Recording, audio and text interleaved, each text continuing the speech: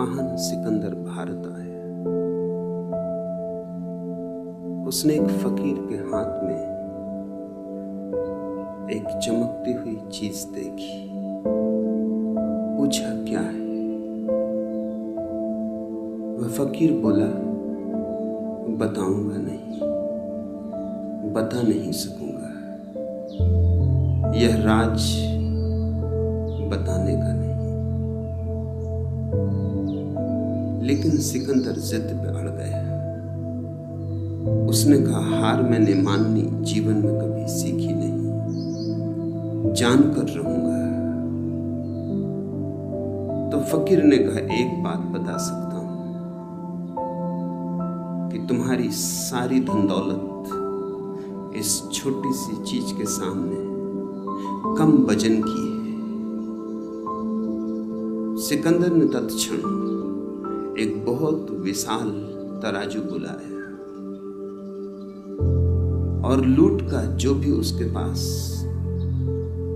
सामान था, हीरे जवाहरात थे, सोना चांदी था, सब उस तराजू के एक पलवे पे चढ़ा दिया और उस फकीर ने उस चमकदार छोटी सी चीज को दूसरे पलवे पर रख दिया। उसके रखते ही फकीर का पलवा नीचे बैठ गया और सिकंदर का पलवा ऊपर उठ गया, ऐसे कि जैसे खाली हो। सिकंदर किम कर्तव्य विमूढ़ हो गया। झुका फकीर के चरणों में और कहा, कुछ भी हो, नतमस्तक हूं, लेकिन राज मुझे कहो। फकीर ने कहा, राज कहना बहुत मुश्किल है, कहा नहीं जा सकता, इसलिए नहीं कह रहा हूं। लेकिन तुम झुके हो, इसलिए एक बात और बता देता हूं। एक चुटकी धूल उठाई रास्ते से और उस चमकदार चीज पर डाल दी, और न मालूम क्या हुआ कि फकीर का पलवा एकदम हल्का हो गया और ऊपर की तरफ उठने लगा और सिकंदर का पलवा भारी हो आया और नीचे बैठ गया। स्वभाव था सिकंदर तो और भी चकित हुआ। उसने कहा, यह मामला क्या है? तुम पहेलियों को और पहेलियां बना रहे हो और उलझा रहे हो। सीधी सादी बात है, कहना हो कह दो, न कहना हो न कहो। उस फकीर ने कहा, अब कह सकता हूं। अब तुम जिज्ञासा से पूछ रहे हो, अब जोर जबरदस्ती नहीं। यह कोई खास चीज नहीं, मनुष्य की आंख है। धूल पड़ जाए 2 कौड़ी की, धूल हट जाए तो इससे बहुमूल्य और कुछ भी नहीं। सारी पृथ्वी का राज्य भी नहीं, सारी धन दौलत फीकी है। संबोधि का अर्थ होता है नरेंद्र, तुम्हारे भीतर की आंख। और कुछ ज्यादा कठिनाई की बात नहीं, थोड़ी सी धूल पड़ी है, सपनों की धूल। धूल भी सच नहीं, विचारों की धूल, कल्पनाओं की धूल, कामनाओं की धूल। धूल भी कुछ वास्तविक नहीं, धुआं धुआं है, मगर उस धुएं ने तुम्हारे भीतर की आंख को छिपा लिया।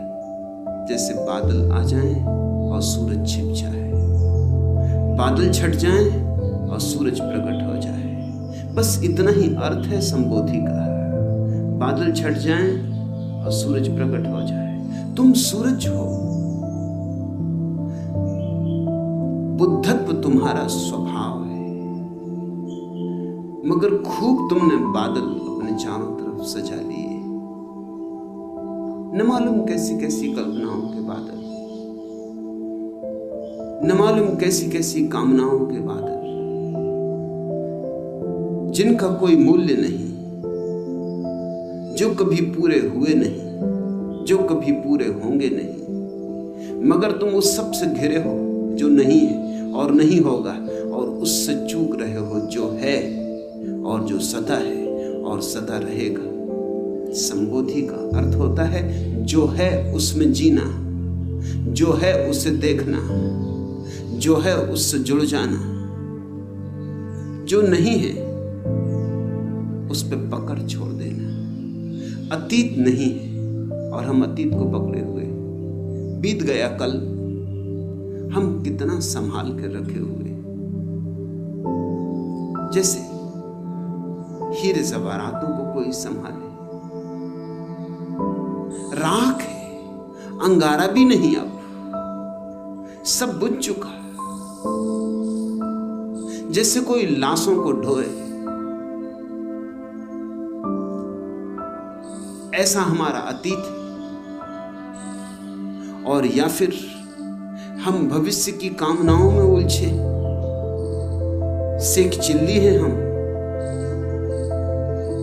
सोच रहे हैं ऐसा हो, ऐसा हो, ऐसा हो जाए। कितने सपने तुम फैलाते हो, कितने सपनों के जाल बुनते हो, और इन दो चक्कियों के पाटों के बीच जो दोनों नहीं है, अतीत नहीं है, नहीं हो चुका, भविष्य नहीं है, अभी हुआ ही नहीं, इन दो नहीं के बीच जो है वर्तमान का छोटा सा क्षण, वो दबा जा रहा है। इन दो चक्कियों के बीच में तुम्हारा अस्तित्व पिसा जा रहा है। अतीत से और भविष्य से जो मुक्त हो गया वह संबुद्ध है, वह बोधि को उपलब्ध हुआ, उसकी आंख खुली, उसकी आंख से धूल हटी।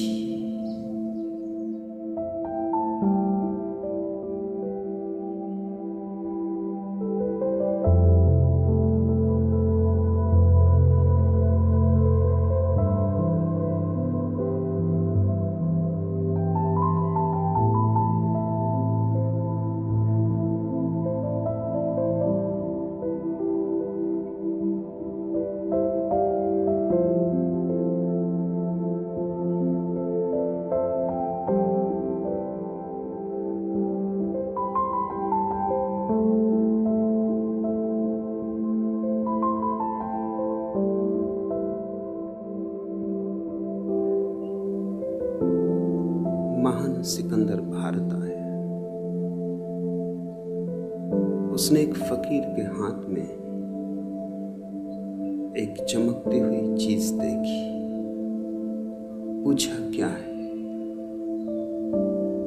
वह फकीर बोला, बताऊंगा नहीं, बता नहीं सकूंगा, यह राज बताने का नहीं। लेकिन सिकंदर जिद पे अड़ गया। उसने कहा, हार मैंने माननी जीवन में कभी सीखी नहीं, जानकर रहूंगा। तो फकीर ने कहा, एक बात बता सकता हूं कि तुम्हारी सारी धन दौलत इस छोटी सी चीज के सामने कम वजन की है। सिकंदर ने तत्क्षण एक बहुत विशाल तराजू बुलाया और लूट का जो भी उसके पास सामान था, हीरे जवाहरात थे, सोना चांदी था, सब उस तराजू के एक पलवे पे चढ़ा दिया। और उस फकीर ने उस चमकदार छोटी सी चीज को दूसरे पलवे पर रख दिया। उसके रखते ही फकीर का पलवा नीचे बैठ गया और सिकंदर का पलवा ऊपर उठ गया, ऐसे कि जैसे खाली हो। सिकंदर किम कर्तव्य विमूढ़ हो गया। झुका फकीर के चरणों में और कहा, कुछ भी हो, नतमस्तक हूं, लेकिन राज मुझे कहो। फकीर ने कहा, राज कहना बहुत मुश्किल है, कहा नहीं जा सकता, इसलिए नहीं कह रहा हूं, लेकिन तुम झुके हो, इसलिए एक बात और बताए देता हूं। एक चुटकी धूल उठाई रास्ते से और उस चमकदार चीज पर डाल दी, और न मालूम क्या हुआ कि फकीर का पलवा एकदम हल्का हो गया और ऊपर की तरफ उठने लगा, और सिकंदर का पलवा भारी हो आया और नीचे बैठ गया। स्वभाव था सिकंदर तो और भी चकित हुआ। उसने कहा, ये मामला क्या है? तुम पहेलियों को और पहेलियां बना रहे हो और उलझा रहे हो। सीधी सादी बात है, कहना हो कह दो, न कहना हो न कहो। उस फकीर ने कहा, अब कह सकता हूं। अब तुम जिज्ञासा से पूछ रहे हो, अब जोर जबरदस्ती नहीं। यह कोई खास चीज नहीं, मनुष्य की आंख है। धूल पड़ जाए 2 कौड़ी की, धूल हट जाए तो इससे बहुमूल्य और कुछ भी नहीं। सारी पृथ्वी का राज्य भी नहीं, सारी धन दौलत फीकी है। संबोधि का अर्थ होता है नरेंद्र, तुम्हारे भीतर की आंख। और कुछ ज्यादा कठिनाई की बात नहीं, थोड़ी सी धूल पड़ी है, सपनों की धूल। धूल भी सच नहीं, विचारों की धूल, कल्पनाओं की धूल, कामनाओं की धूल।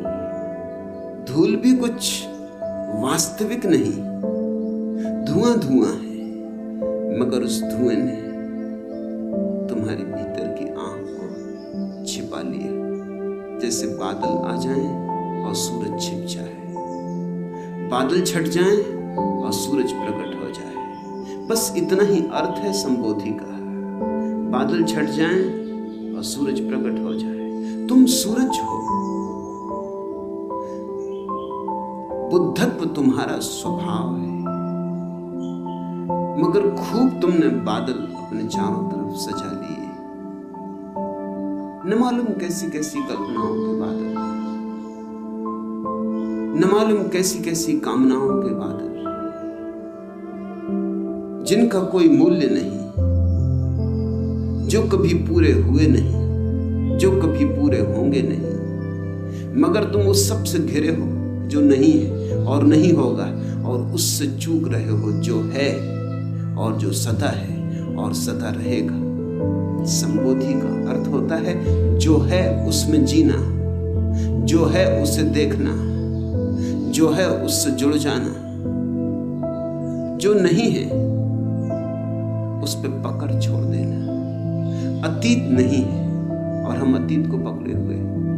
बीत गया कल, हम कितना संभाल कर रखे हुए, जैसे हीरे जवाहरातों को कोई संभाले। राख है, अंगारा भी नहीं, अब सब बुझ चुका है। जैसे कोई लाशों को ढोए, ऐसा हमारा अतीत है।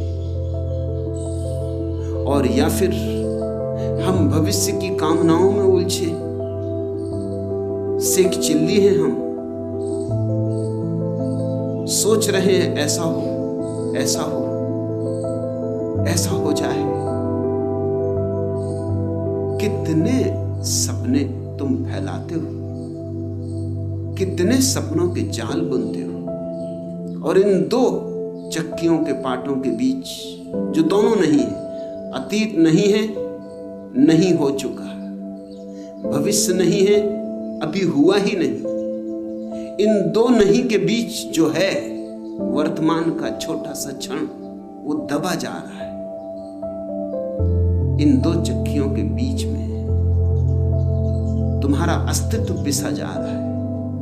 अतीत से और भविष्य से जो मुक्त हो गया वह संबुद्ध है, वह बोधि को उपलब्ध हुआ, उसकी आंख खुली, उसकी आंख से धूल हटी।